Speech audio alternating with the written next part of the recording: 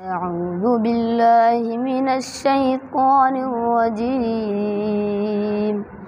بسم الله الرحمن الرحيم.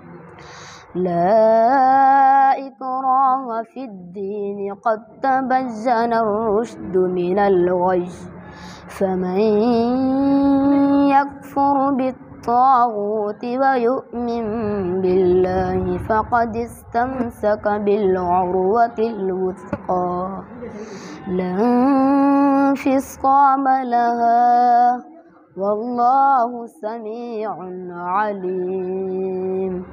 الله ولي الذين آمنوا يخرجهم من الظلمات إلى النور، والذين كفروا أولياؤهم الطاغوت يخرجونهم من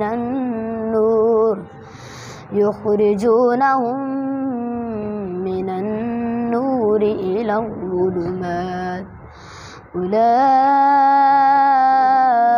أصحاب النار هم فيها خالدون.